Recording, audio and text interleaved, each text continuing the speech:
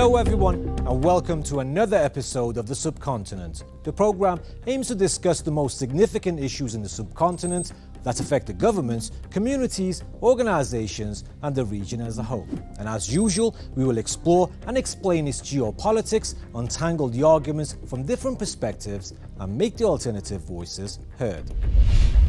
In this edition of the Subcontinent, we are going to take a look at how the collapse of the US-backed government in Kabul and the return of Taliban is likely to affect two key regional players, India and Pakistan. And we shall discuss the never-ending tussle between New Delhi and Islamabad over influence in Afghanistan and the changing regional dynamics. In the wake of dramatic turn of events in Afghanistan and Taliban's stunning comeback after 20 years, regional powers are jostling to protect their interests in the strategically important country. Recalibrating strategies in line with the new reality seems to be the way forward. For the past 20 years, the two South Asian strange neighbours, India and Pakistan, vied for influence in Afghanistan. While India invested heavily in infrastructure projects using its soft power, Pakistan was accused of harnessing the Taliban as its proxy. The strategic location of Afghanistan, lying at the crossroads of Central Asia and South Asia, has enticed many powerful empires over the centuries. It has also drawn many regional powers towards it. India and Pakistan, the arch rivals who have fought 3 wars, being the two leading protagonists. These two countries have always had presence in the landlocked country, but since the US invasion in 2001, their footprints increased considerably, albeit in remarkably different ways, to the point that many regional observers accused them of engaging in a proxy war. While keeping its military out of the war-ravaged country, India invested in key infrastructure projects since 2001, to the tune of $3 billion. From the strategic Zaranj-Dilaram Highway in Nimruz, Salmar Dam in Herat, new parliament building in Kabul, and a cricket stadium in Kandahar, the use of soft power significantly bolstered ties between New Delhi and the US-backed governments in Kabul. On the other hand, Pakistan remained at loggerheads with the successive governments in Kabul, who accused Islamabad of providing sanctuary to Taliban leaders and using the group as its proxy. Pakistan, nevertheless, remained a key player in Afghanistan and played an instrumental role in facilitating Afghan-led talks in Doha due to its leverage over the Taliban. When Taliban took over Afghanistan in 90s, there were 3 countries which accepted a Taliban government: Pakistan, Saudi Arabia and UAE. None of other countries accepted it. So Taliban became a very isolated and a poor country, and the difference of opinion continued. And all the people who are opposed to Taliban from Afghanistan took refuge in India. Abdullah, Hamid Karzai and all of them. When 9/11 happened, these people were put in the power after throwing out Taliban. So Pakistan is in a very positive and important strategical ally of Taliban from the first day. They trained them, they harbored them, they even financed them. So I think it is very important to understand this historic background, and now Pakistan is quite happy with Taliban taking over again. With the US-installed government in Kabul out of the picture and the ragtag group of fighters announcing their return with a proverbial bang, many believe the emerging situation favours Pakistan and represents a setback to India, which made massive investments over the last 20 years. While Pakistan has already started engagements with Taliban's interim government, India is also beginning to soften its stand towards the group it never recognized. New Delhi has come to realize that cold shouldering it this time would only boost Islamabad's leverage over the group. Barely hours after the Taliban laid siege to Kabul on August 15th, completing their astonishingly rapid advance across the country, Pakistan's Prime Minister Imran Khan was among the first to endorse it. He termed Taliban takeover as breaking the chains of slavery. जब आप ज़हनी गुलाम बनते हैं तो ये याद रखें असल गुलामी से ज़्यादा बुरी ज़हनी गुलामी है ज़हनी गुलामी की ज़ंजीरें तोड़ना ज़्यादा मुश्किल होता है जो अभी अफगानिस्तान में गुलामी की ज़ंजीरें तो तोड़ दी उन्होंने. The statement not only illustrated Islamabad's intimately complex relationship with the Taliban, but also revealed its pent-up frustration at the successive governments in Kabul and their Western patrons. The last 20 years since the American invasion in 2001, relations between Pakistan and Afghanistan were marked by deep acrimony. But that might as well change now, with a friendlier government in Kabul. Pakistan was one of the few countries to recognize the Taliban rule in late 1990s, and it played host to Taliban's top leadership since 2001. The goal primarily was to contain Pashtun nationalism at home and counter India's growing influence in its neighborhood. Since occupation of Afghanistan by the Western forces led by NATO and USA, they relied much more on India because all the president and leaders who were put in power in Afghanistan were either supporter of India or have lived during the last struggle in India, Abdullah, Hamid Karzai and everybody. Now, Western world were not relying on Pakistan because they thought, the Western world, that Pakistan is playing double game. While he's supporting the Western countries after 9/11 to destroy the Taliban, at the same time, they are supporting Taliban because all the Taliban leadership was still either in Pakistan or was living in the areas where Pakistan has influence. India, which always considered Taliban a terrorist group, has lately been holding talks with the senior Taliban leadership, which points to growing realization in New Delhi that engaging with the group is critical to protecting its strategic interests in Afghanistan and countering Pakistan's influence and leverage over Taliban. While Islamabad clearly seems to have an upper hand at the moment, recent statements from Taliban officials suggest the window is not entirely closed for New Delhi. The shadow of India-Pakistan proxy war, driven by competing interests, has always hung like a sword of Damocles over Afghanistan. From the Soviet invasion in the 1980s to Taliban's rule in the 1990s, when the two countries found themselves at the opposite sides of the spectrum.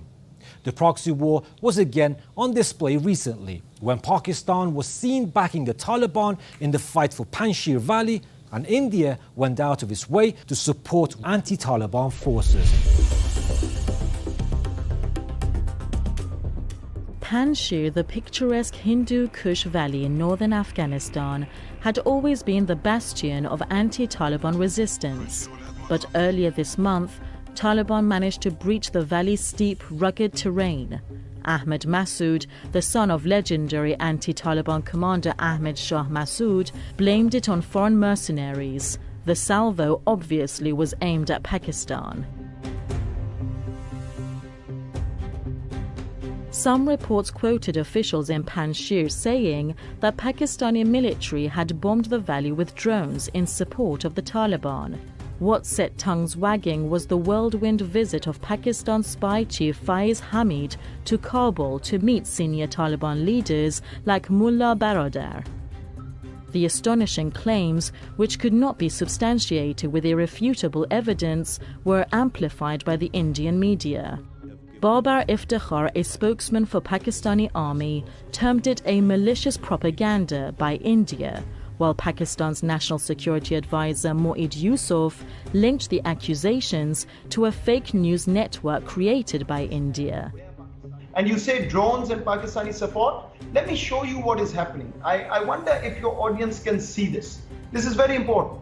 This is mainstream Indian media showing a picture of an American jet flying over Wales in the UK and presenting it as Pakistan doing something in Panjshir. There have been millions of dollars spent by India, our arch rival, in creating a fake news network, in creating a bogey, and that's what the world has faced. The din of claims and counterclaims only brought to light the long and murky proxy war between the two arch rivals, which has manifested itself in Afghanistan in recent years.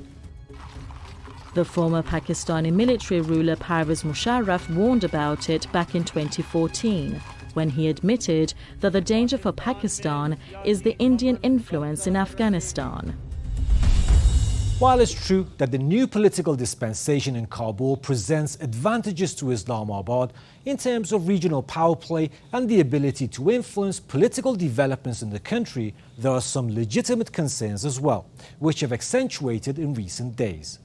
It's the same case with India as well. Despite New Delhi's recent overtures to Taliban and the group's assurance that there would be no anti-India activity in Afghanistan, there is growing fear that Taliban's resurgence could pave the way for the growth of anti-India militant outfits. Despite Pakistan sharing a unique relationship with Taliban, the Imran Khan government is not entirely relaxed about the group's takeover in Afghanistan. The issue of Durand Line, a de facto fence between the two countries, remains a bone of contention. Taliban spokesperson Zabiullah Mujahid's recent comments on the issue have caused jitters in Pakistan. Another issue is about Tehreek-e-Taliban Pakistan. Pakistani governments have for long claimed that top commanders of the militant group operate from the Afghan soil.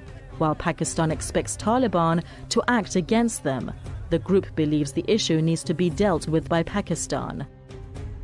Pertinently, in the chaos that followed Taliban takeover recently, hundreds of TTP fighters were released from Afghan jails.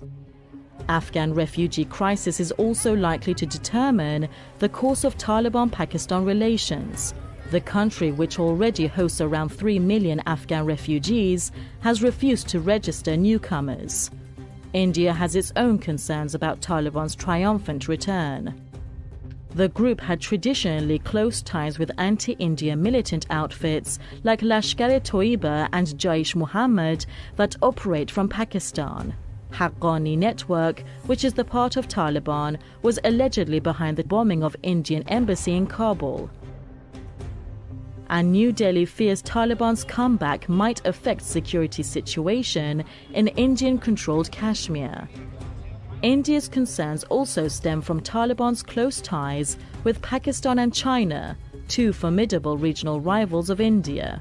With American exit, China's involvement in the country is likely to increase, which will further undercut India's interest and influence in the country. Now, to have more insight, we are joined by Mr. Saeed Khan, Director of Global Studies at Wayne State University. First of all, welcome to the program, Mr. Khan.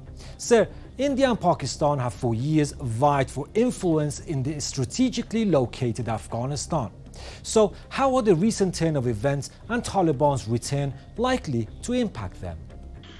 Afghanistan has in many ways become a venue for a proxy battle between India and Pakistan for regional leverage over one another. And again, this plays into a rather tragic history that Afghanistan has endured, not only for the last few decades, but also for the last several centuries, when superpowers like first the Russian Empire, then the Soviet Union, and of course Great Britain have vied for dominance over one another, but at the expense of Afghanistan. More recently, what we find is that India and Pakistan have entered into this fray. Of course, Pakistan is a neighbor. It is adjacent to Afghanistan, whereas India is not. And Pakistan has had, in recent times, a far longer history of engagement with Afghanistan, dating back to the Soviet invasion from 1979 to 1989, something that has been very costly for Pakistan, economically, politically, diplomatically, as well as reputationally on the world stage. India, over the last several years, has sought to play a disruptive role in Afghanistan not necessarily for the benefit of the Afghans, but really as a way to antagonize Pakistan. Now, the return of the Taliban and the removal of essentially India's quasi-client in Kabul, more recently Ashraf Ghani, is going to have a major change in the geopolitics of the region. Pakistan is definitely going to benefit immensely, and really at India's expense. Now, for the past 20 years, India earned goodwill from investments in Afghanistan, while Pakistan earned wrath for backing Taliban. Now, do you think the situation now favors Pakistan? Over the last several years, India had established a various series of arrangements with the Kabul regime, including the establishment of over a dozen consulates. Now, for the kind of trade, commercial, and tourist engagement that one would expect, the increase of that many consulates to be the reality between Afghanistan and India is really hard to fathom. Instead, as has long been suspected, the establishment of those consulates was essentially creating institutions and platforms for India's security service, the RAW, particularly in its engagement at cross-border conflict with Pakistan.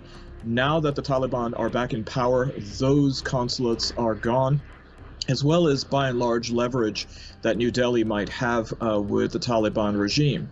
The Taliban, on the other hand, have a series of new patrons in the area, far more than their situation in the 1990s. Remember, back then there were only 3 countries that recognized formally the Taliban government: Pakistan, the United Arab Emirates, and Saudi Arabia. Now, there are several players that are, if not immediately recognizing the Taliban regime, certainly negotiating with them at a very high level. And this includes 2 superpowers and members of the UN Security Council, Russia and China. We still have Pakistan, but we also have some other players.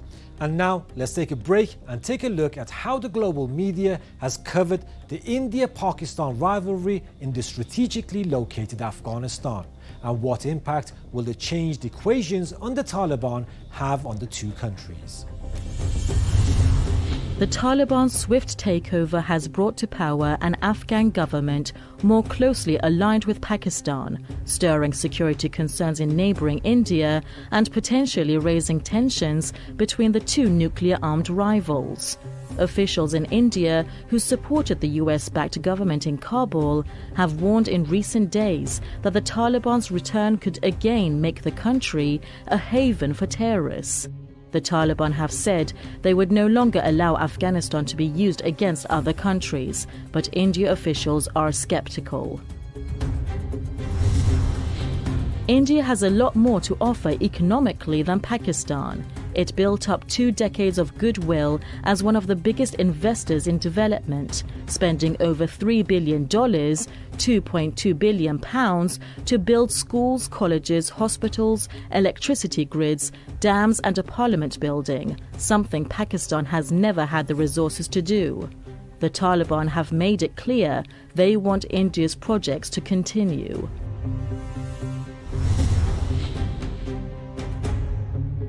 Beyond the regional arena of the India, Pakistan and Afghanistan triangle and the proxy war that Indians and Pakistanis have been waging in Afghanistan for at least half a century, the return of the Taliban could affect other global balances. The relationship between India and the United States could be altered by this new situation. So India has always considered Taliban a militant group even when it was ruling Afghanistan in the late 1990s. But now we are seeing talks between the 2 sides. Now my question is, has India acknowledged Taliban as a political reality? India has always invoked the issue of the Taliban as being a potential problem to various extremist groups or liberation groups operating within Kashmir and elsewhere within India. As a result of it, New Delhi has used that as their justification for isolating, alienating, and even collaborating with the former Kabul regimes of Ashraf Ghani and Hamid Karzai as a way to try to temper and neutralize the Taliban influence within Afghanistan, as well as the fact of their knowledge that the Taliban and Pakistan's ISI share very close ties. Whether or not that is seen as an act of pragmatism, that India now recognizes the Taliban as being the reality within Afghanistan, remains to be seen. But I think what's really changed is that the kinds of dealings that India is now conducting with factions of the Taliban, not necessarily with the full regime that is currently in control of the country, but splinters. I also wanted to ask you about the Panjshir conflict. Now, Pakistan was accused of backing Taliban, while India was accused of supporting anti-Taliban forces. Now, do you see it as part of their proxy war in Afghanistan? Given the fact that there are still several external entities that want to support, prop up the resistance, or the so-called resistance of the Northern Alliance, which is based in Panjshir province, it is not a surprise that India will try to, at the very least, demonstrate diplomatic support for Ahmad Massoud and the Northern Alliance resistance there, but also provide logistical support as well. And we've seen this with other pretenders to the great game in Afghanistan, or at least this incarnation, including French President Emmanuel Macron, who is and has been seen as meeting with Ahmad Massoud. Now, in the case of France, there's two reasons for this. One is they seem to enjoy and relish maintaining some kind of colonialistic, imperialistic view when it comes to the world stage. And also Macron, it seems, is trying to assert his bona fides as a strong leader, as an internationalist, because of the upcoming elections in France next year. He wants to try to distinguish himself, particularly with the departure of Angela Merkel as the Chancellor of Germany, repositioning France as the alleged dominant force within the European Union. It's unlikely that that is really going to yield the success metrics that Macron is seeking, particularly when it comes to his own political survival within the country. But it does indicate that there is still a defiance, a resistance of many to acknowledge the reality of the Taliban being the overwhelming force within the country. It remains to be seen again how successful they will be. Mr. Khan, thank you for your precious time and knowledge. We're glad to have you here on the program. Now, let's see how people have reacted on social media on India and Pakistan weighing up their options in Afghanistan in the wake of Taliban's comeback. Indian academic and commentator Ashok Swain says West had to choose between India and Pakistan in Afghanistan, pointing to their competing interests. Moeed Yusuf, Pakistan's national security advisor, calls Indian media fake news industry and says it duped world in blaming Pakistan for Afghanistan's internal failures. New Delhi-based strategic thinker and author Brahma Chelani accuses Pakistan of interference in Afghanistan, citing reports about Panjshir attacks and ISI chief's visit to Kabul. Michael Kugelman, a noted South Asia analyst, says Pakistan's relationship with Taliban is likely to change as the group is now running a country instead of fighting a war. Kabul-based university lecturer Harun Rahimi urges both India and Pakistan to cooperate in Afghanistan rather than competing and creating proxies. And that was our episode on the never-ending rivalry of two South Asian strange neighbours, India and Pakistan, in Afghanistan, and how Taliban's return is likely to affect their equations. Now, to watch the best bits and pieces of our show and more Subcontinental updates, follow us on social media platforms and don't forget to give us your feedback. We shall meet again, same time, same day, next week. So till then, take care.